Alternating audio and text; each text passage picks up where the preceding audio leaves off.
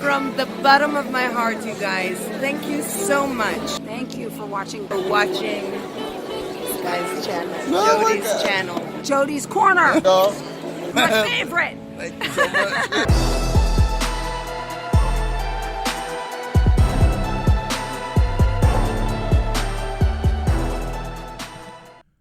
YouTube was good. It's your boy Jody Joe. Welcome to Jody's Corner. This is going to be a trailer reaction for Judas and the Black Messiah. I remember covering this on Jody's Corner Live, which is my studio show where I cover news. And I covered this about a year ago when it was first announced, and we had a discussion on it. And at that time, about a year ago, I knew nothing about Fred Hampton, but I did a couple of little research. And I read a couple of articles on who Fred Hampton was a year ago. And I guess that's one of the good things about this business that we're in, you know, this business I'm in, is that you do get education from it. Because a year ago, I didn't know nothing about him. And then here I am with a YouTube channel. And thanks to my YouTube channel covering the news, I'm educated on who Fred Hampton was. Now, I don't know about him like that, but I didn't do no prep before this video. I just hit record like I always do in all my videos. So if I embarrass myself, then that's fine. I just want to see if I could test myself to know what I read a couple of, it was about a year ago, what I read on him a year ago, if I still retain that information. So this is going to be a reaction to Fred Hampton, who, to my understanding, correct me if I'm wrong, I know when I do videos like this, a lot of woke motherfuckers up in the comment section. My brother, you need to educate yourself. Yo, that beard is from the gods. You need to look. I ain't like that. You know what I mean? Look, I'm conscious of my blackness. I'm conscious of my humanity, and all of us are equal in my opinion, and we all should be treated the same as God's children. Okay. Here's what I think I know about Fred Hampton.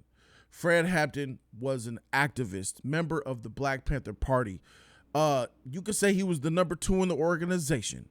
Some people say he was the number 2. I would say he was like a high-ranking, like, general who I believe controlled, who was in charge of the whole Chicago area, I believe. And he was betrayed by his own people, and he was a target by the government. So was the whole Black Panther Party was a target by the government. Fred Hampton was ambushed. He was targeted, and him and other Black Panther Party members, as you guys know, were a huge threat to the American government. And the FBI absolutely went to war with the Black Panther Party, specifically Fred Hampton. And to know about his, spoiler alert, it's history, but I know a lot of people don't know it. So spoiler alert real quick if you don't want to get spoiled with the story. I think you don't want to. I could be completely wrong right now. I'm just trying to go by what I remember. I think I read that the FBI simply came into their apartment while they found out where they were at, knocked down their door when I was all asleep at like 6 a.m. in the morning, and just started blasting fools. The FBI and law enforcement came to their location, kicked in their door, started shooting people on sight, murdering them, bro. Bruh. How you know where he slept? How you know where he was at? He got snitched. And I think that's where the Judas part comes with the Black Messiah. I believe Fred Hampton's going to be looked at as the Black Jesus, and Judas is going to be the guy who ends up betraying him. So that's the really small thing I know about Fred Hampton. Oh, of course, you know, all of his activism within the Black Panther Party. He was young, too. He died at such a young age, man. So I'm going to give some more commentary after this trailer reaction, but let's go ahead and check this thing out and see what's going on and how dumb I'm going to look right now.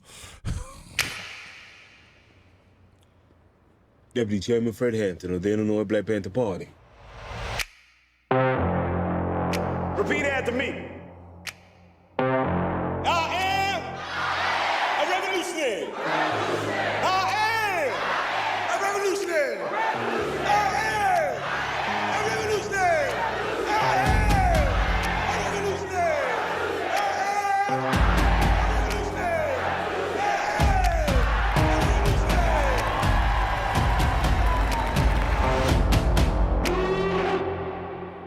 looking at Yep. 18 months for the stolen car, 5 years for impersonating a federal officer, or you can go home.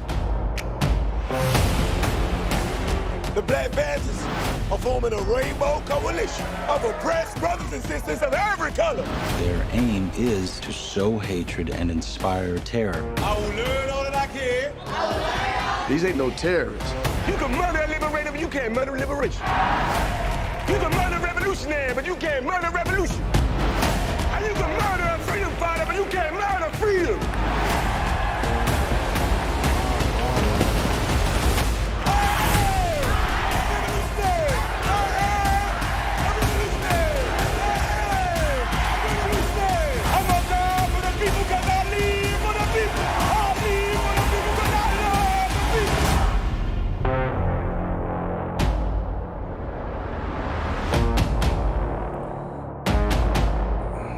Only in theaters.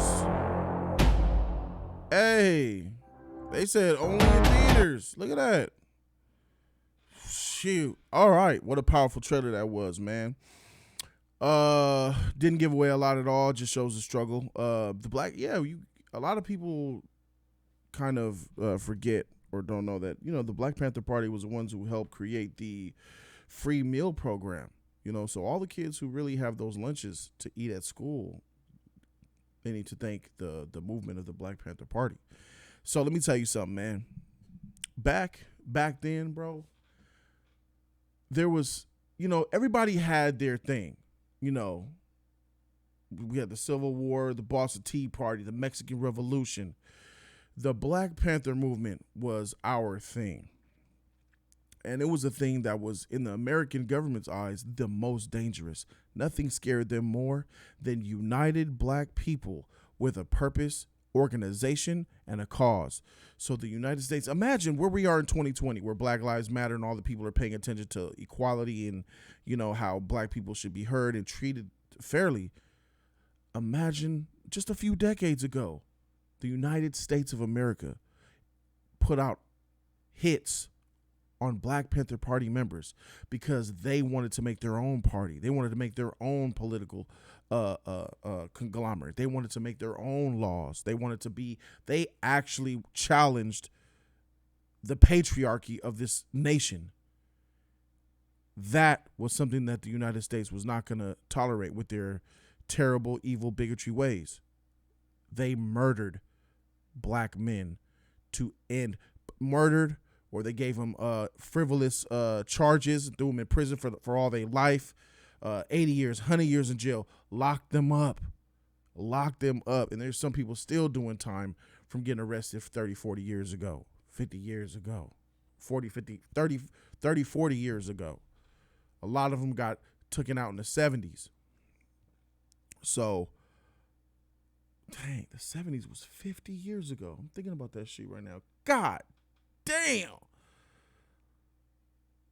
Freak. Time is flying. So, the Black Lives Matter movement is popping. Yeah, I understand. With this movie coming out on top of it, it's going to fuel it even more, without a doubt. That's perfect timing is what I like to call it. Ryan Coogler's behind this thing, man.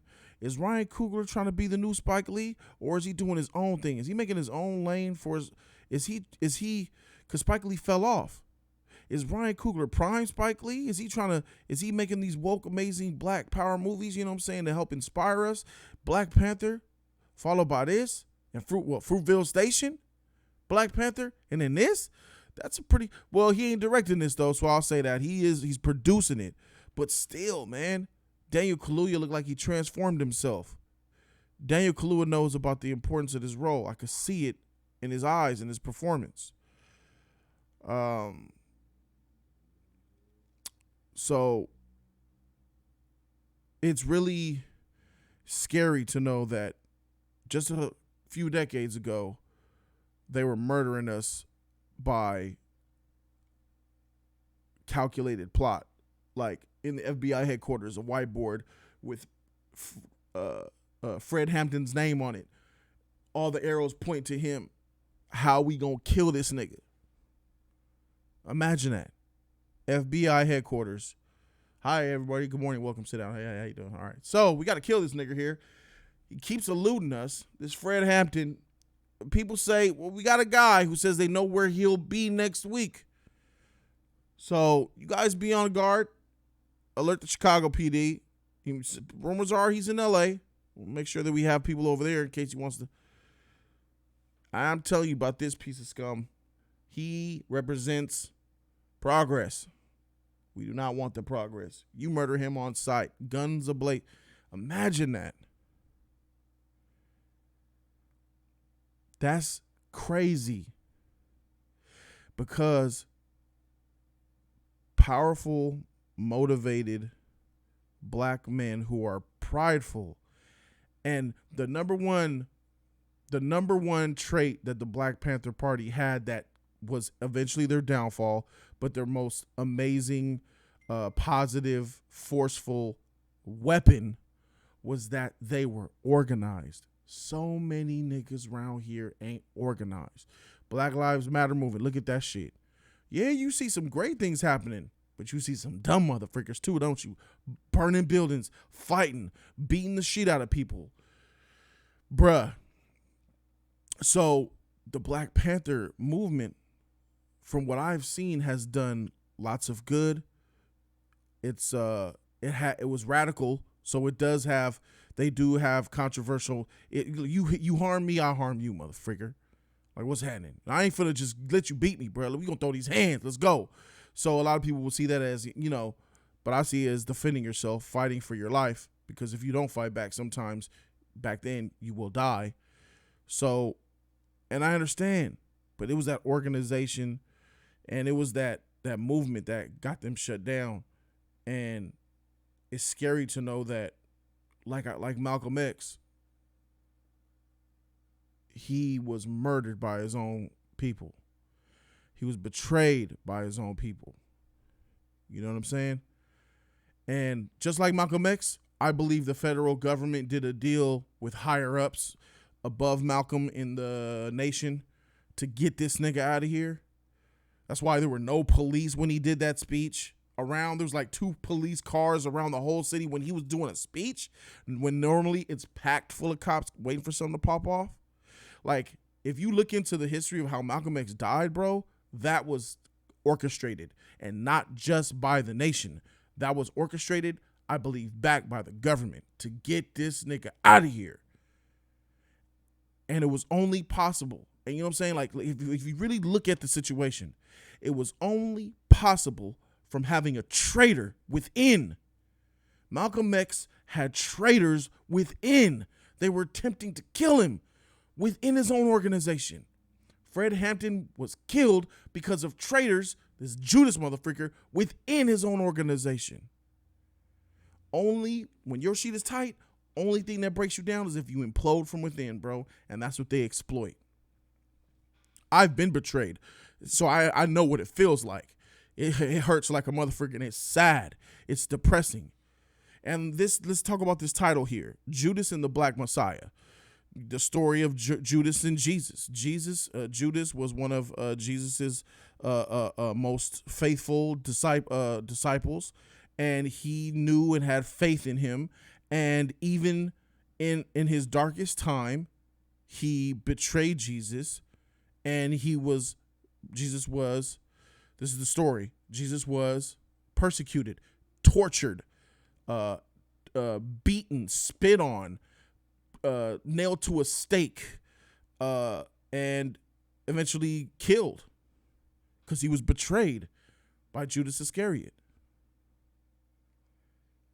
That's where this Judas, and that's why people say, you betrayed me, Judas. It goes all the way back to the Bible of the original story of the ultimate number one betrayer in the history of mankind, Judas. And to Jesus, betrayed Jesus, and got him killed. So that's kind of the tie-in that they're doing here with his number 2, which would play Daniel Kaluuya's Fred Hampton versus I keep forgetting his name, Mr. Get Out. Yeah, Lakieth Stanfield playing his right hand, or maybe a couple notches lower, somewhere in the organization, going to rat him out. You know what I mean?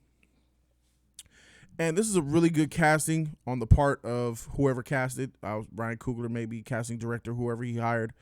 This fool right here, I'm going to pull up. Where is your white, evil-looking face? Let me show this. And I'm not talking about white people like that. I'm talking about that. They cast him for a reason. He had the red hair, the beady little eyes, the freckles, Dennis the Menace personified. Like the reason why I say this is if you watched Breaking Bad, he played a character named Todd.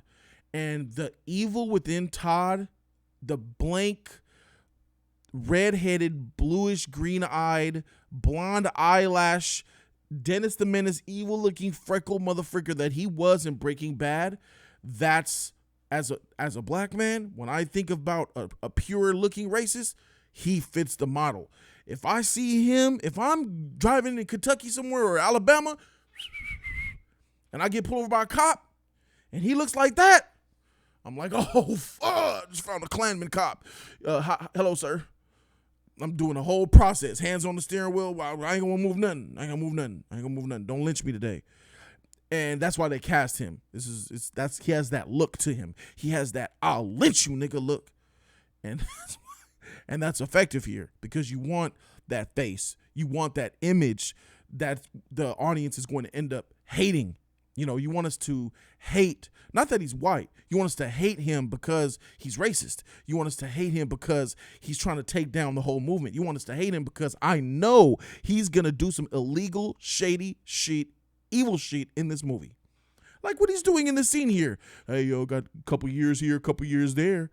And my man's got a freaking gash in his head. Look. Impersonating a federal officer. Look at this shit. They tuned him up. He beat the shit out of him first. Got him scared. So, look, I understand. So, this is all calculated. And I believe the score, the sound of it, the characters, the cast in here, everything looked like it's hitting. Ryan Coogler being behind this thing looked like it's hitting. I'm down for this 100%, and I will be watching this day one, and I will be reviewing this thing day one. And I love the fact that it said only in theaters. But let's talk about that for a second really quick. Only in theaters. Is that necessarily a good decision? Well, you know, no one has the power to predict exactly what will come of this because of coronavirus and stuff. So is it worth holding this back a year, maybe 2 years if coronavirus never lets up? Absolutely not. This is something that should be released on video on demand for sure to get awareness to it, especially because the Black Lives Matter movement is hot right now. You know, it's like 2017 Me Too right now. So you don't want to let that slope go down. You want to strike while the iron is hot so you can help mold that sword. You know what I mean? So I feel like by 2021, if we ain't looking so good, then I think that, you know, this will be a really good video on demand that I know a lot of people who believe in justice and equality, not just black people who believe in justice and equality, they will buy, they will support and purchase this VOD. I know I will. So what we do here on Jody's Corners, we grade trailers. We just don't talk about them. And this is a pretty good job, bruh. I give this trailer.